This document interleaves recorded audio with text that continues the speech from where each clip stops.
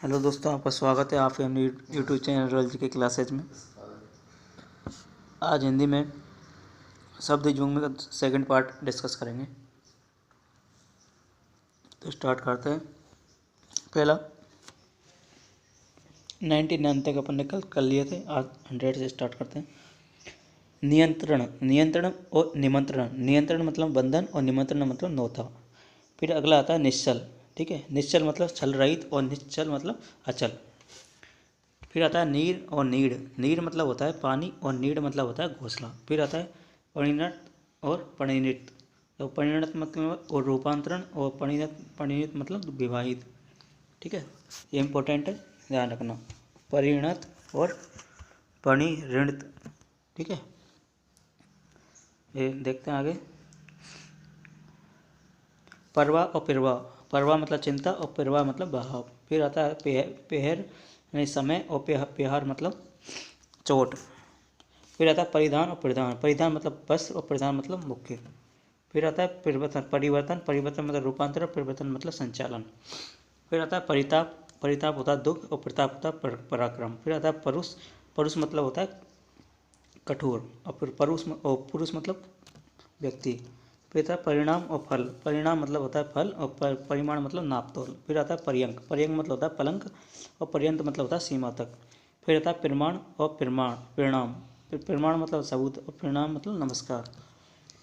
फिर आता है प्रसाद और प्रासाद। प्रसाद मतलब कृपा या भोग और प्रासाद मतलब राजमहल। फिर आता है प्रवाद और प्रमाद। प्रवाद मतलब जनश्रुति और प्रमाद मतलब आलस्य। फिर आता है प्रकार और प्रकार। प्रकार मतलब होता है ढंग और भेद और प्रकार मतलब होता है परकोटा। ठीक है, आगे देखते हैं।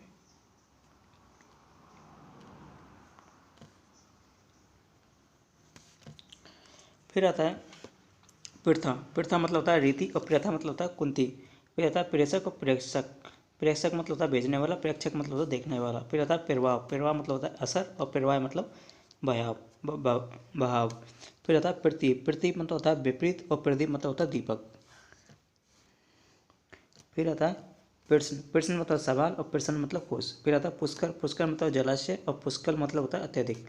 ये याद रखना, पुष्कल पुष्कल मतलब अत्यधिक। फिर आता है पानी। पानी होता है जल और पानी मतलब होता है हाथ। फिर आता है पायस और पावस। पायस मतलब होता है खीर और पावस मतलब होता है वर्षा ऋतु। ठीक है, पावस मतलब वर्षा ऋतु, ये याद रखना, पावस। फिर आता है पेय और प्रेय। पेय मतलब होता है पीने योग्य और प्रेय मतलब होता है प्रिय। फिर आता है पंख यानी कीचड़ और पंख मतलब पर। फिर आता है बदन और बदन। बदन मतलब कटा हुआ जो बदन आता है वो होता है शरीर, और बिना कटा हुआ जो बे आता है वो होता है मुंह। ठीक है, फिर आता है बलि और बलि। बलि मतलब होता है भेंट और बलि मतलब होता है बलवान। ये याद रखना, बलि और बलि। फिर आता है बाण। बाण मतलब होता है आदत, ये याद रखना, बाण।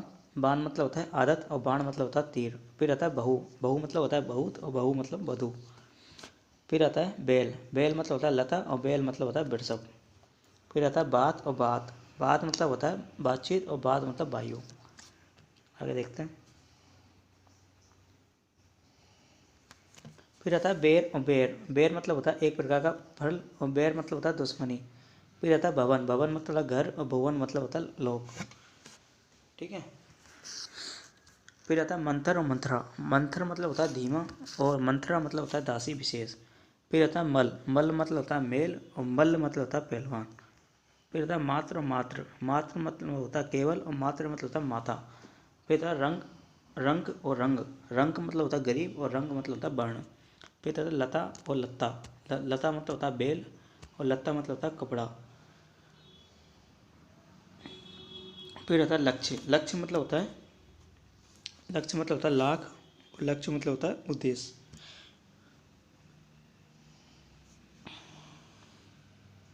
लक्ष्य ध्यान रखना। फिर आता है वर्ण और व्रण। वर्ण मतलब होता है रंग और व्रण मतलब होता है घाव। ठीक है, व्रण मतलब घाव। फिर आता है वर्ण मतलब चुनना और वारण मतलब हाथी। फिर आता है वसन मतलब वस्त्र और व्यसन मतलब बुरी आदत। फिर आता है वासुदेव वसुदेव और वासुदेव। वसुदेव मतलब होता है कृष्ण के पिता, वासुदेव होता है कृष्ण। फिर आता है विदा विगा और विद्या। ठीक है, विज्ञा मतलब होता है गद्य पद्य का प्रकार और विद्या मतलब होता है ज्ञान। फिर आता है विचरण और विलक्षण। विचरण विचरण विचक्षण मतलब होता है ज्ञाता या निपुण, ये याद रखना। विचक्षण और विलक्षण। विलक्षण मतलब अनोखा और विचक्षण मतलब ज्ञाता या निपुण और विलक्षण मतलब अनोखा। फिर आता है विवरण। विवरण मतलब ब्यौरा और विवरण मतलब होता है रंगहीन। ठीक है, विवरण मतलब रंगहीन, विवरण मतलब रंगहीन और विवरण मतलब ब्यौरा। फिर आता है वितरण। वितरण मतलब बांटना और विवरण मतलब ब्यौरा। फिर आता है विरुद्ध। विरुद्ध मतलब होता है यश। विरुद्ध मतलब होता है यश। ठीक है, और विरुद्ध मतलब खिलाफ। विरुद्ध मतलब यश। विस्मय। विस्मय मतलब होता है जहरीला और विस्मय मतलब होता है आश्चर्य। फिर आता है व्यजन। व्यजन मतलब होता है पंखा। ठीक है, व्यजन मतलब पंखा और व्यंजन मतलब पकवान। फिर आता है ब्याज। ब्याज मतलब बहाना और ब्याज मतलब सूद।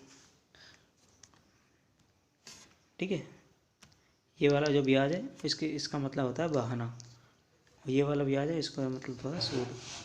फिर आता है व्रत। व्रत मतलब होता है गहरा, व्रत मतलब उपवास। फिर आता है सर। सर मतलब होता है बाण और सर मतलब तालाब। फिर आता है शस्त्र और शास्त्र। शस्त्र मतलब होता है हथियार और शास्त्र मतलब होता है धार्मिक ग्रंथ। फिर आता है सम। सम ध्यान रखना, सम मतलब होता है शांति और सम मतलब होता है बराबर। फिर आता है सूची और सची। सूची मतलब होता है पवित्र और सची मतलब होता है इंद्राणी, ये याद रखना। सूची मतलब पवित्र और सची मतलब इंद्राणी। फिर आता है सूर और सूर। सूर मतलब होता है वीर और सूर मतलब होता है सूर्य या अंधा। फिर आता है शल्क और शुक्ल। ठीक है, शल्क मतलब होता है, शुल्क मतलब होता है फीस और शुक्ल मतलब होता है श्वेत। फिर आता है शंकर और शंकर। शंकर मतलब शिव और शंकर मतलब मिश्रण। फिर आता है श्वेत। श्वेत मतलब सफ़ेद और श्वेत मतलब पसीना। फिर आता है स्वजन। स्वजन मतलब कुत्ता और स्वजन मतलब परिजन।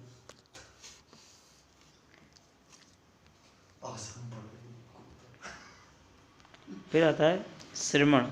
श्रमण और श्रवण। श्रमण मतलब होता है भिक्षु, ये याद रखना। श्रवण भिक्षु और श्रवण मतलब सुनना है या कान। ठीक है, फिर आता है सप्त। सप्त मतलब साप, साप दिया हुआ, और सप्त मतलब साप, सात। ठीक है, फिर आगे देखते हैं